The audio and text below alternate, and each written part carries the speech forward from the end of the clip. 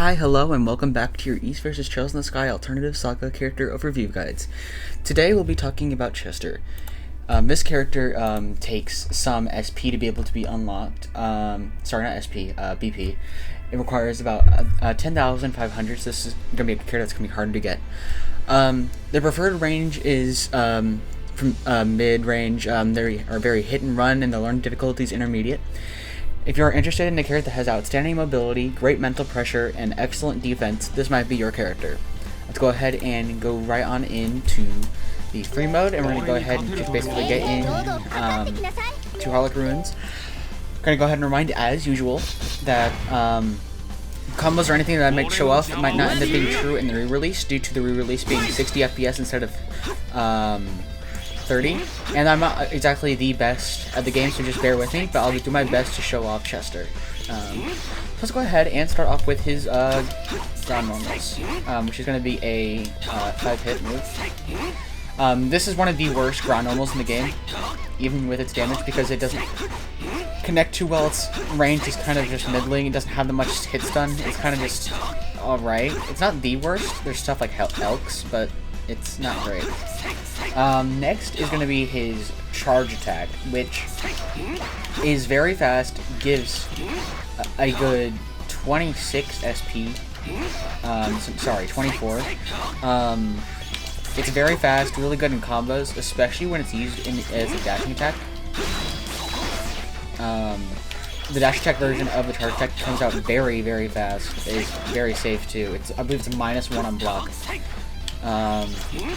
So yeah, it's pretty good.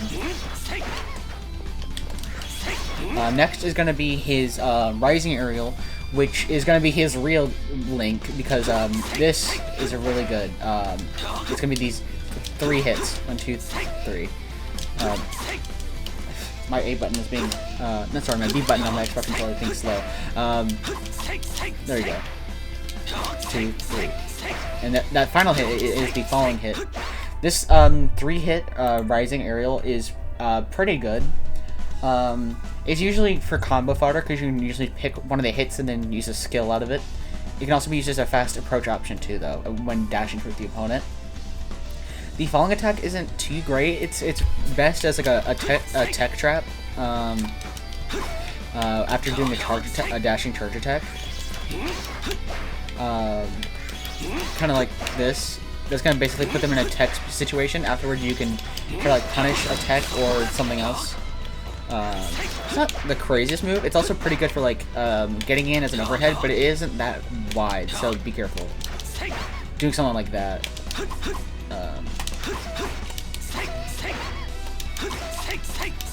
It also is able to easily connect a fair bit with his air links, but it does have a bit of an opening where there could be a tech or a dash out. Yeah, it's not the best move, but it's okay. Now we're going to go ahead and get to his skills, where this one, Phantom Shift, is going to be one of his best skills. It's the reason that you even play him. It's not very damaging, but it is so extremely fast that this is basically his movement tech. He's very movement based. If you play Smash Bros, he's like kind of like the Zero Suit Samus of this game, where his entire thing is being fast, getting in the opponent's head and pressuring them crazy with his moves and movement. And this is his tool as to how that happens. You are almost kind of throwing if you're not using this move. It's only 6 SP, allows him to basically get in, get out, do anything that he wants. It's a waste if you don't use it. He's also invincible for a good 7 of the frames that this is active, and it's active for 22 frames. It's very quick, very cheap, spammable, and neutral, and it's very effective when combined with homing dash, and air dashes, because you can get in and then get out. It's really hard for me to do it because I'm not the best at it, but hold on. Basically, instead of dashing in, you can dash out, like get in and then dash out. I'm not doing a good job of showing it. There we go. That's exactly what I mean. I got in and then dashed out, which can be very stressful for the opponent. but you can also use it to get in and to ensure a combo follow-up. It's really good. You can weave in and out, and this being master of this move is going to let you just be amazing with him. Next up is going to be Dagger Throw, which will be thrown out randomly and then will home into the opponent. From the air version, it'll be set up more like ahead of him in like a straight line, where on the ground it's going to be sent out widely and then sent forward, homing. Each dagger has a 3% chance to poison, and it'll hit 5 times every time you use the skill. Decently good, pretty fast move. The air version only sends out 4 daggers though, but it'll send it vertically. It does pretty good chip damage, but yeah. Let's go ahead and get to his other skills. He has some pretty good skills here too. Demon Thrust, Crossblade, Vengeful Blast, and Aura Charge. So we'll go ahead and get right back in.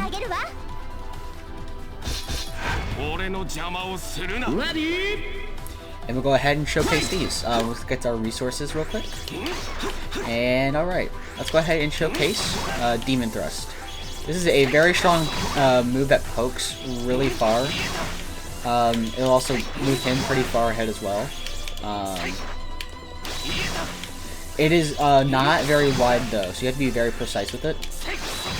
Especially from further away. The size of the move is smaller the further away it is, but not like too much so that where it didn't matter that much. But it might. It doesn't actually send too far away, so it does have combo potential as well. Especially in the air. Like, in the air, it doesn't really, like, send too far away, which is good for air combos, because he has plenty of those. It's a very gigantic poke, and it also works for a good reversal, and if the opponent techs the second hit, he can actually follow up with an air combo, so that's how it can do some tech chases. Next is going to be Crossblade, because it's very versatile and deceptively massive projectile. It is bigger than it actually seems, and it is plus on block. It's very useful because it's very fast at close range, and because it creates a lot of space between him and the opponent, it works really well as a combo ender as well. So let's go ahead and take a look at it. It does a fair bit of damage. The first like slice is like 120, and then the rest of it you'll hit a main hit of like around 350 damage, and then it can hit again. But you're likely, if you're hitting from far away, you're only going to get the big hit, or the big hit and the last hit. You're probably going to get like 300, 600, but the main thing is about it being a combo ender and the fact that you can get away. If I had Phantom Shift on hand, I would basically crossblade and then Phantom Shift out instead of dash away.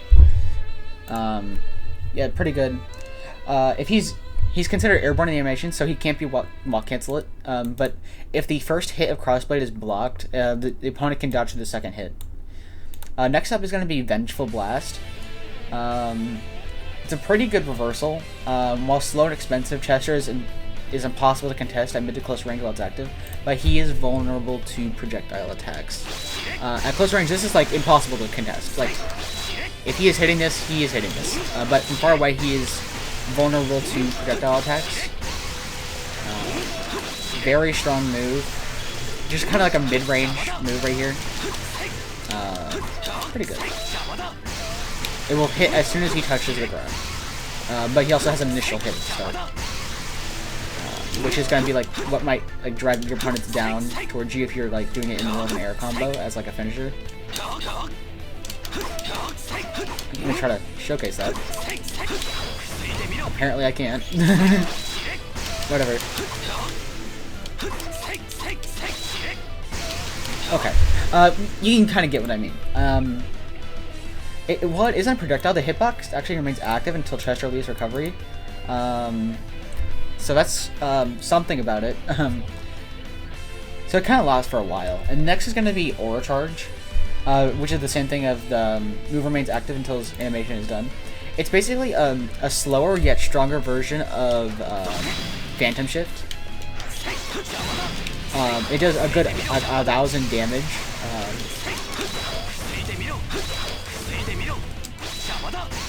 It's a pretty good.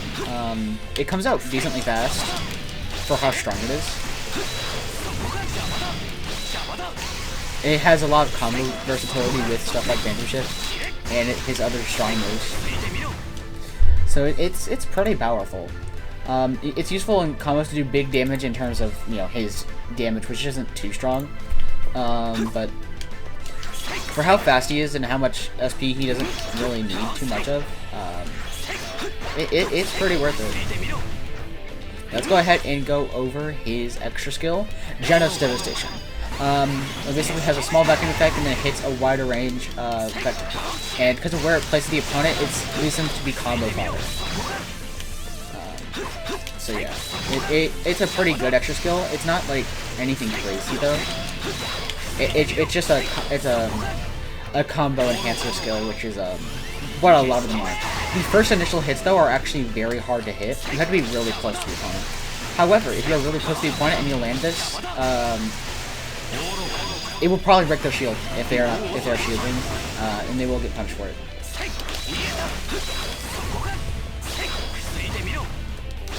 So yeah, the extra skill is pretty decent for what it's worth. It's fairly easy to land because of the draw-on property, but you have to be pretty close. The upcoming hits that will probably hit. It will cause a hard knockdown if Sherazard is active. Yeah, speaking of which, let's go ahead and go to our supports. Of which, Shera is probably one of his best supports, because he's already a speed demon. This is going to make it even better, and a lot of his damage output's actually going to get buffed because it's going to increase his combo options that he like barely can't have. And then Kevin and Reese are actually going to be really good for him, because fixed SP means he doesn't have to worry about the cost that he has, and then Reese is just going to give him a lot of SP. I recommend Kevin over Reese. And then there's going to be one of the first times I'm ever going to suggest this, Gilbert, because there is a chance that, because Gilbert can debuff Chester, but one of the debuffs actually helps Chester by the animation speed debuff. If he uses Phantom Shift while he is debuffed, it actually has lengthened iframes. And basically the attack will last longer too, so he can basically stall if he gets a negative effect, but if he gets a positive effect, he gets a good positive effect. So pretty much the negative effects are nothing to him. But it does cost a lot of SP if you get this negative effect, and cannot be sustained for the entirety of the debuff. However, it's pretty decent. It's not the craziest thing ever. Yuri on Chris is always good, and then he's kind of defensively weak, and also likes the idea of getting a bit stronger, so Mustafa and Jazette are also pretty good. Let's go ahead and get into his weaknesses. He has low damage for a melee character. He has one of the most limited combo games in the game, severely impacting his damage output. He requires a lot of SP in order to stay effective, so he's an SP hog. He needs it in order to deal decent damage.